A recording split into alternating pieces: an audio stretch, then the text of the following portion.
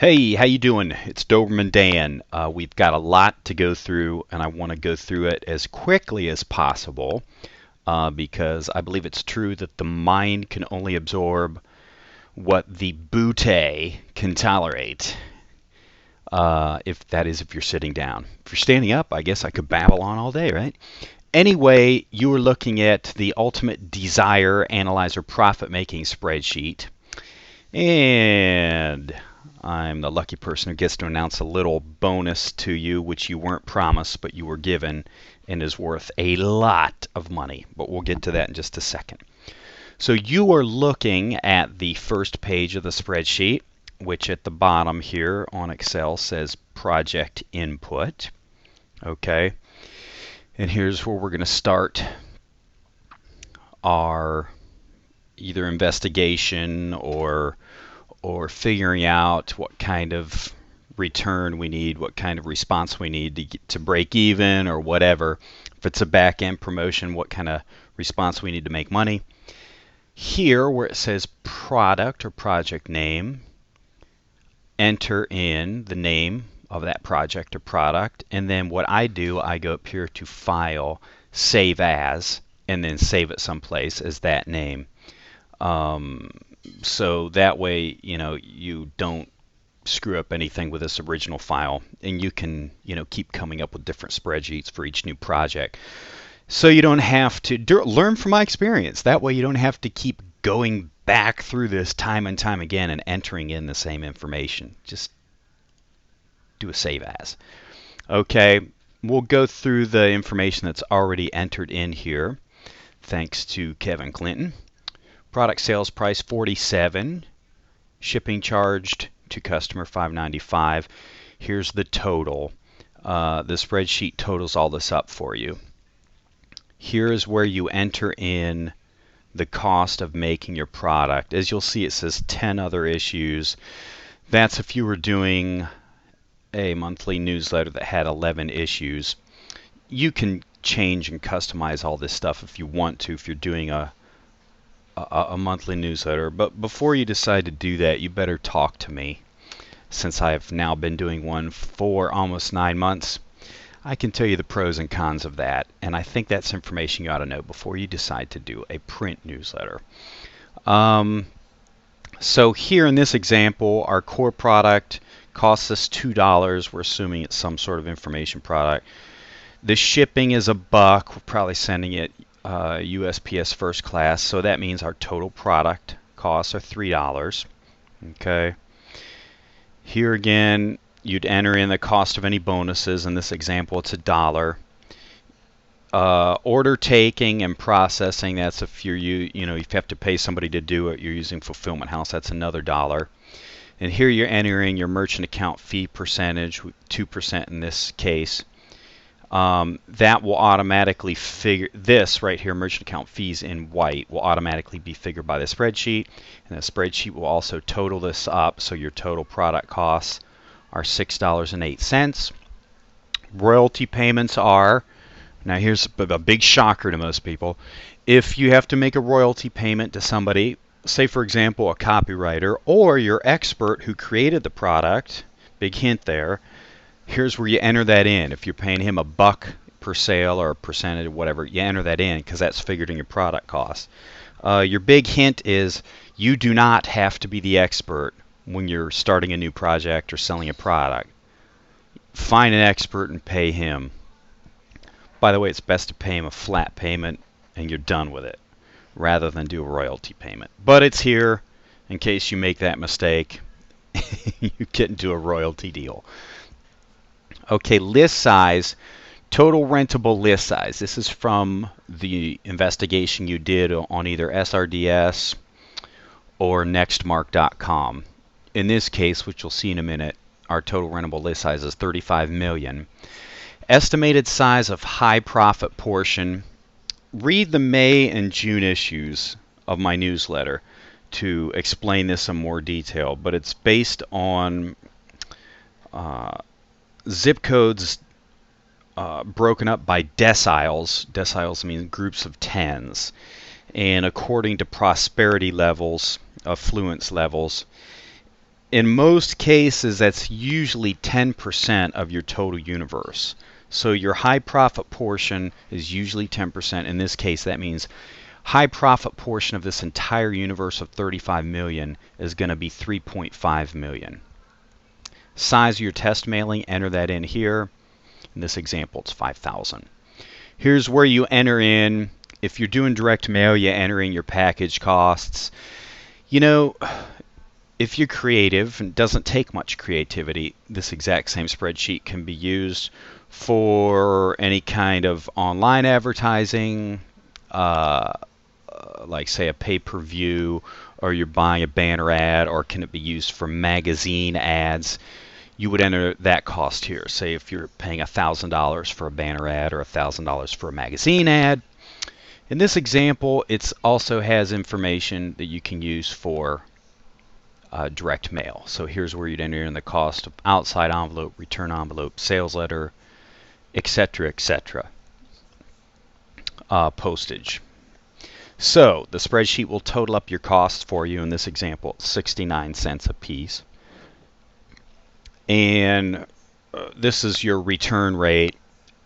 In this example, 7% is entered, which is estimated.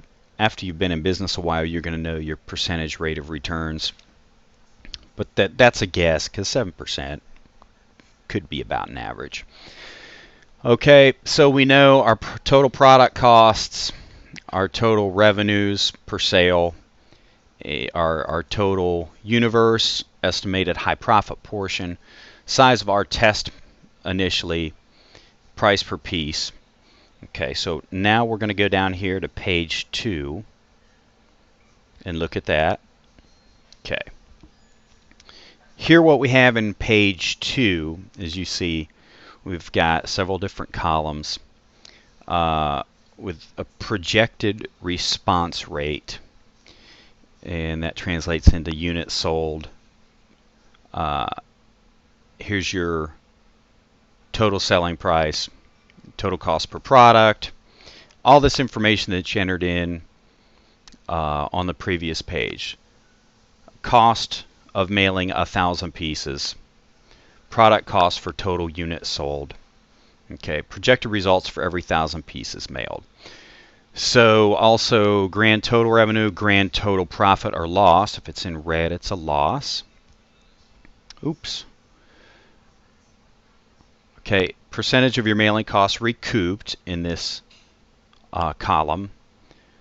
Amount of money you make for every piece mailed. This could be emails also, or direct mail. Your profit per order, and mailing profits on quantity of 5,000. Since that's what we entered in as our test mailing. Here's another column. Mailing profit on, this is our high profit portion of our total universe that we entered in on the previous sheet. So that's 3.5 million. Mailing profit on that based on these different response rates. We'll get back to there in a second. How many customers gained on your test quantity at different response rates, and how many customers gained on that high portion of your high profit portion universe, 3.5%. Okay, let's go back to projected response rate. Let's see at 1%, we're going to have 10 units sold. Let's see what that means to us. Okay, our grand total cost to get that in the mail, $751. Our grand total revenue of 1% is going to be $530. Okay, this is per 1,000 pieces, by the way. That means per each 1,000 pieces, we're going to lose $221. Now, we don't want to lose money on a customer acquisition initially. Once you know your numbers and your lifetime customer value, you can figure out how much you can afford to lose on your front end, on your customer acquisition. But on any new project, we want to break even.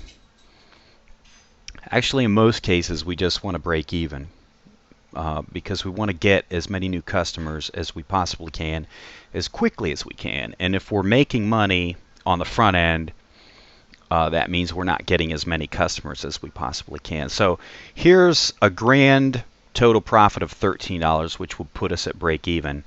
Okay, in line 20 here, let's see what response rate we need to break even on this particular project.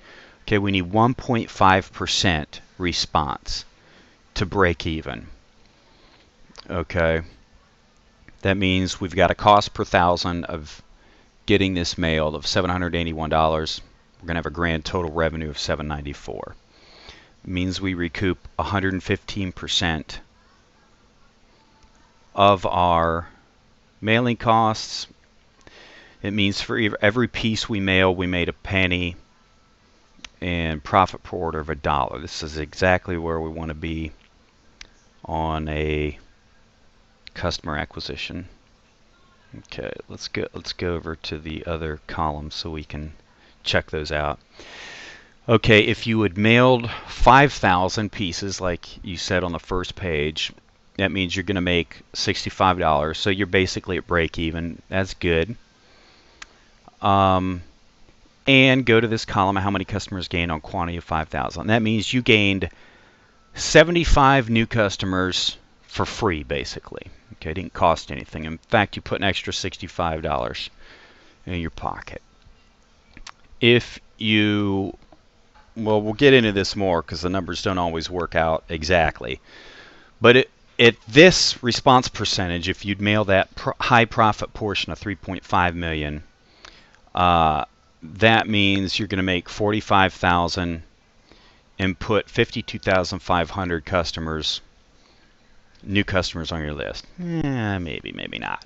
And you'll see why in a minute. But it gives you an idea. This gives you an idea exactly what response percentage you need to be to break even. Now, if we needed something like, 4, 5, 6% or higher just to break even on this, well, it's time to go back to the drawing board. We either need to probably need to increase the price for product or just ditch this idea entirely. Okay? Okay, let's go to page 3. What this shows you is what's going to happen on this test with a variance in selling price. Okay, here in column G we have our target prices entered. Okay, now what normally happens is when you lower the price, your response usually goes up. When you increase in price, response really goes down normally. Take some testing to figure that out, but this will let you kind of guesstimate and see where the sweet spot is between getting maximum customers and breaking even. So let's say we want to drop our product price 20%. Okay, so now we're at $37.60. With shipping and everything, our product price is $42.36. Bottom line, after all the costs are subtracted out of the product, our gross profit is $33.55. Okay, our cost to mail are still the same.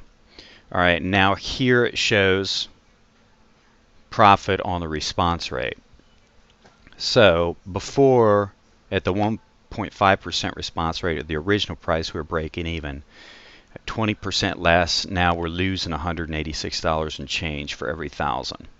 So at this price, we would need to be at, well, somewhere between 2 and 2.5% to break even, as you can see.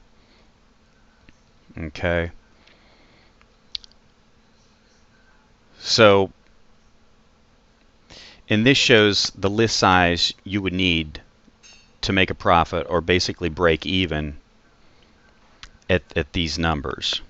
Okay, so you can look at that list size to make, I'm sorry, this shows you list size to make $50,000 profit at certain percentages. I don't use that on customer acquisition. I only use that for figuring out back-end promotions. Let's say we're looking at a back-end promotion and we're going to sell it for 47 and we want to make 50 grand. Well, to make a $50,000 profit, 1.5%, Well, we're going to be in need at we're going to need to be at 2% on this particular project. That's more for back end stuff. But this gives you an idea. Let's say instead of lowering our price, we want to plus our price 20%. So here, this column is plus 20%. As you see, after you go through, here's the new product price, $63.54, minus all the costs involved. So your gross profit is $52.82. That's this minus the cost of making your product. Mailing costs are the same. Okay. So what is this column here? 1.5%. At 1.5%, we're going to make $102.32. So we're not only breaking even if we up our price 20%, we're making a little bit of money. Okay. So this is something you can play around with, not just for front-end stuff to break even, but for back-end stuff to figure out different price points and how much money you'd make. Let's go to the next panel, which is how many test pieces to mail. Okay, pretty interesting here. This could be an entire seminar, let alone trying to cover this in a couple minutes. So I'll go through this as quickly as I can. Basically, this information is based on a book written by a guy named Ed McLean. The name of the book is The Basics of Testing. It's been out of print for a long time now. But he was privy to thousands of direct mail tests. And this gets pretty interesting. You hear a lot of people say you need to mail a minimum of 5,000 pieces to get a statistically valid test. Well, Ed McLean and a few other direct mail experts say that's not necessarily true. Depends on who you talk to. They say number of responses is what you need to get a statistically valid test. Some people say as low as 20 responses. Some people say as high as 100. But let's take a look at this, and I'll show you what all this means. You have these different. You have confidence level, okay, and deviation or decline percentage. Okay, so let's take a look at the chart. Let's look at the deviation decline percentage labeled 25%. Okay, this means that the results from like a large scale mailing should deviate no more than 25% from the test results. Okay, in other words, it won't be any more than, if you get 1% response on your test, your rollout won't be more than 25% more than that, or less than 25% more. So your rollout should pull between 0.75% and 1.2.5%. Okay. By the way, normally response almost never goes up after a test when you roll out. It very rarely goes up. It usually always goes down. Okay. So let's say we want to do our test, and then we want to figure out on our rollout. We want to figure out for our test how many responses we need to be statistically valid before we do a rollout. Okay. So let's say we want a confidence level of 85%. Okay, we want to be 85% confident that our rollout will not go down more than, will not deviate more than 25% from our test. Okay, so we take our confidence level here and go over to our 25% column, and it shows 14. That means that in our test we need at least 14 responses to make sure in our rollout we get no more than a 25% deviation from our test. All right, let's say we want no less than, we want to be 95% confident, and we want no less than a 12.5% deviation on our rollout. So we need to know how many responses we need from our test. So we look at our confidence level here, 90%, and go over to the 12.5% column. That means we need 104 104 responses on our test to be statistically valid on our rollout of not deviating more than 12.5%. But we're going to stick with the confidence level 85% and a deviation or decline percentage of 25%. That means we need 14 responses from our test. Okay, so in here it says enter number of responses needed from the table. Well, we need 14 responses.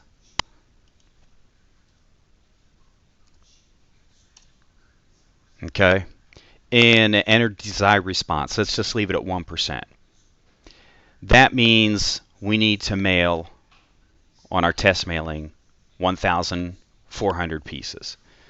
And according to Ed McLean and some other experts, including a guy named Ed Burnett, who was a direct mail expert, and a few others, that means if we only mail 1,400 pieces,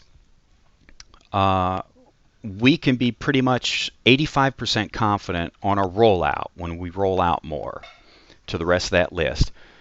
We won't have more than a 25% decline than in our test. But to be on the safe side, all these experts say you should mail 2,000 pieces. But this gives you a guideline to go by, and this has been extremely accurate over the years. I know this may sound a little confusing, but it's pretty simple once you start playing around with it. This is good news, by the way, because everybody's been saying for years you need to mail minimum 5,000, better 10,000 to be statistically valid. Well, not according to these experts. You can mail a lot less. 2,000 would be ideal.